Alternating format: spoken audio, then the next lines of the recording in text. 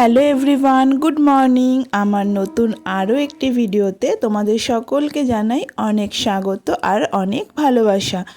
তো ফ্রেন্ডস, তোমরা সবাই কেমন আছো? আশা করছি তোমরা সবাই খুব ভালো আছো আর আমিও খুব ভালোই আছি। এখন বাজে সকাল ঠিক 10টা, আর 10টা থেকেই আমি আমার ভিডিওটা কিন্তু স্টার্ট করছি। আর তার আগে বলে দিই, তোমরা কে কোথা থেকে আমার ভিডিওগুলো দেখছো সেটা কিন্তু অবশ্যই একটু কমেন্ট করে আমায় জানিও। আর ভিডিওটা স্কিপ না করে পুরো ভিডিওটা দেখার কিন্তু অনুরোধ রইল, কারণ আজকে কিন্তু আমি ডেলি ভ্লগের মতো প্রতিদিনের রান্নাবান্না কাজকর্ম নিয়ে আসিনি। আজকে ব্লগটা একটু অন্যরকম হতে চলেছে। তো ফ্রেন্ডস দেখো, আজ শনিবার আর সকালবেলা কিন্তু ঘুম থেকে উঠে যথারীতি ঘরের সব কাজকর্ম করে রান্নাবান্নাও করা হয়ে গেছে। এখন কিন্তু আমি স্নানটাও সেরে নিয়েছি, আর আজকে কিন্তু মাথায় আমি শ্যাম্পু করেছি। আর এখন কিন্তু যাব আমি পুজো দিতে। তো পুজো দিতে আমি কিন্তু কোনো বাইরের মন্দিরে যাচ্ছি না, যাচ্ছি পাশেরই, মানে আমার বাড়ির পাশেই এক জেঠিমার মন্দির আছে, সেই মন্দিরেই পুজো দিতে যাব। তার জন্য কিন্তু আমি গতকাল তো বাপের বাড়ি গিয়েছিলাম। তো গতকাল বাপের বাড়ি যখন গিয়েছিলাম, ফেরার পথে কিন্তু আমি 5টা ফল নিয়ে এসেছিলাম, আর ভেবেছিলাম যে বাড়ির সামনে থেকে, মানে স্টেশনের এখান থেকে আলতা সিঁদুর আর একটু সন্দেশ নিয়ে দেবো। কিন্তু সকালবেলা উঠে পুচকে এত কান্নাকাটি এই সেই করছে, আর তাড়াহুড়ো করে আর আমি দোকানে যেতে পারিনি। তো যাই হোক, 5টা ফল তো নিয়ে এসেছিলাম, আর কিন্তু সামনের দোকান থেকে আলতা সিঁদুর কিনে নিয়েছি, ধূপকাঠি মোমবাতি কিনে নিয়েছি, নিয়েই আর একটু বাতাসা কিনে নিয়েছিলাম। নিয়ে তারপরে কিন্তু চলে গেছি মন্দিরে। আর মন্দির থেকে মানে জেঠিমার মন্দির থেকে আমাদের বাড়ির দূরত্ব কিন্তু 1 মিনিটের। আমাদের বাড়িটা রাস্তার ওপরে, আর মন্দিরটা হচ্ছে একটুখানি গলির মধ্যে। তো দেখো, পুচকেও কান্নাকাটি করছিল, তার জন্য কিন্তু শাশুড়িমা পরে পুচকেকেও নিয়ে গেছে, আর আমি আর ঐশী আগে আগে গেছি। তো আমি যে 5টা ফল নিয়ে গিয়েছিলাম, সেটা কিন্তু আমি 5টা ফল গোটাই নিয়ে গিয়েছিলাম, সময়ের অভাবে কাটতে পারিনি।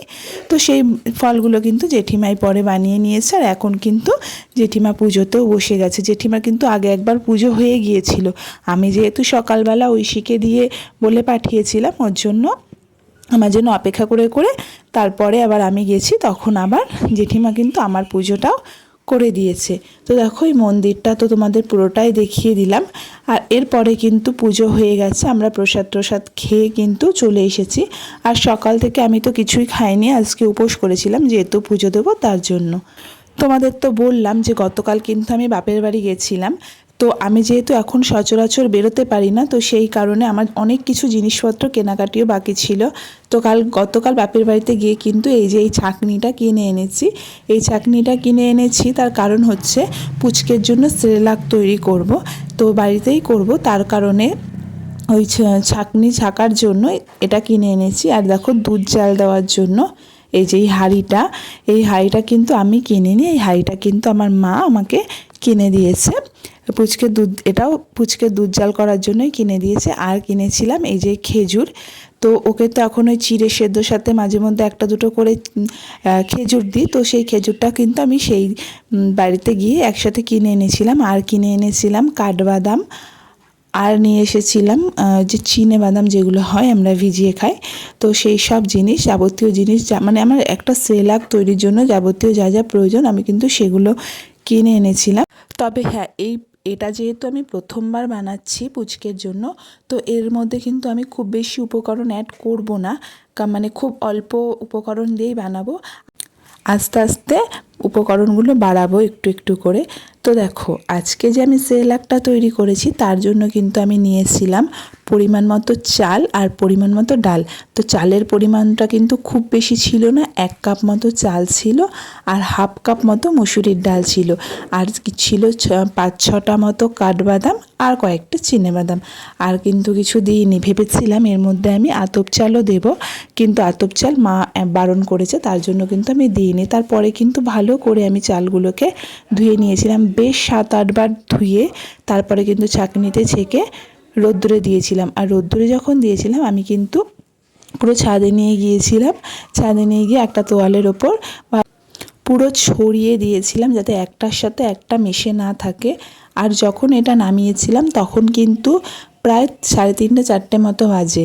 আর এটা আমি কিন্তু রোদ্দুরে যখন দিয়েছিলাম তখন প্রায় 11:30 12টা মতো বাজে। আমি পুজো দিয়ে এসে তারপরে এই জিনিসটা করেছিলাম। আর এখন যখন আমি এটা করছি এখন কিন্তু 6টা মতো বাজে। দেখো এটা তো শুধু শুকিয়ে নিলেই হবে না, এটাকে তো একটু ভেজে নিতে হবে। তার জন্য কিন্তু হালকা স্টিমে এটা আমি বারবার করে নেড়ে নেড়ে ভেজে নিচ্ছিলাম। কিন্তু মাঝখানে একবার কি হয়েছিল, মাঝখানে একবার স্টিমটা একটু জোরে দিয়ে দিয়েছিলাম, তো তার কারণে কিন্তু কয়েকটা ডাল দেখছি পুড়ে পুড়ে গেছে। আর সেই ডালগুলো আবার একটু বেছে বেছে ফেলেও দিয়েছি। তারপরে এটা যখন ঠান্ডা হয়ে গেছে পুরোটা, তারপরে কিন্তু আমি এটাকে মিক্সিতে দিয়ে দিয়েছিলাম। আর মিক্সিতে দিয়ে কিন্তু পুরো যেমন গুঁড়ো করা হয় যে কোনো জিনিসে সেই রকমভাবে আমি গুঁড়ো করে নিয়েছি। যেহেতু এটা ওর জন্য আমি ফার্স্ট টাইম করছি তার জন্য।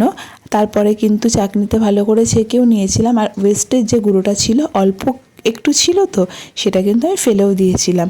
আর এখন দেখো এই পাশে কিন্তু দুধ জাল হচ্ছে, আর এই পাশে কিন্তু আমি সেরেলাকটা রান্না করতেও বসিয়ে দিয়েছি। আর এটা কিন্তু আজকে আমি ওকে খাইয়েছিলাম, তো বেশ ভালোই খেয়েছে, অসুবিধা হয়নি। তো ফ্রেন্ডস, আজকে আমার ভিডিওটা কেমন লাগলো অবশ্যই কিন্তু তোমরা কমেন্ট করে জানাবে। আর ভালো লাগলে লাইক শেয়ার আর কমেন্ট করবে। আর আমার চ্যানেলটাকে অবশ্যই সাবস্ক্রাইব করে আমার পাশে থাকবে। তো দেখো আমি কিন্তু এটাকে খুব বেশি পাতলা করে রান্না করিনি, একটু ঘন ঘন রান্না করেছি। তো আজকের ভিডিওটা এখানেই শেষ